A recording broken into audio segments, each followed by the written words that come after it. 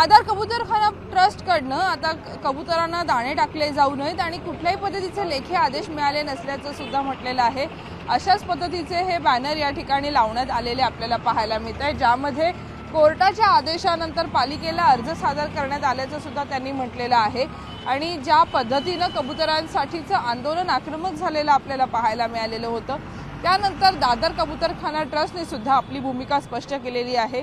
कुठल्याही पद्धतीने कायद्याचे उल्लंघन होऊ नये याकरता अशा पद्धतीचा हा बोर्ड लावण्यात आलेला आहे। सकाळी 6 ते 8 या वेळेत कबुतरांना खाद्य द्यावे याबाबत मौखिक परवानगी देण्यात आली आहे, परंतु कोणत्याही पद्धतीची लेखी परवानगी ही देण्यात आलेली नाही।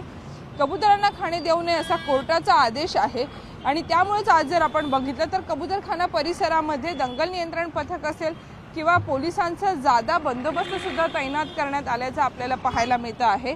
आणि त्यामुळे या संपूर्ण परिसरामध्ये सुरक्षा देखील पोलिसांची वाढवण्यात आल्याचं आपल्याला पाहायला मिळतं आहे। त्याचा थेट परिणाम इथल्या कबुतरांच्या संख्येवर सुद्धा होतोय। काही लोक आपल्यासोबत आहेत, काय नेमकी परिस्थिती आहे? आज मंदिर के दर्शन के लिए हम आए थे। कबूतर खाना बंद कराने में जिनका भी स्टेट गवर्नमेंट हो या कोर्ट के ऑर्डर्स हो या जो भी सरकारी अधिकारी इन्वॉल्वमेंट है, उसको आम जनता की ओर से हमारी इतनी रिक्वेस्ट है कि इसका सोल्यूशन, एक निराकरण जल्द से जल्द आ जाए ताकि जो कबूतर रोज मर रहे मरने से बच जाए। काय नेमकी परिस्थिती? हमारे सनातन धर्म में एक संस्कार है, हम बचपन से तब से कबूतर को हम दाने देते हैं और आज से नहीं है। और कबूतर एक शांति दूत का पक्षी है, ये कोई पक्षी हमेशा इन्होंने शांति का ही काम किया है और शांति दूत। लेकिन अभी ट्रस्ट ने भी यही कहा है कि आप कबूतरों को खाना ना डालें।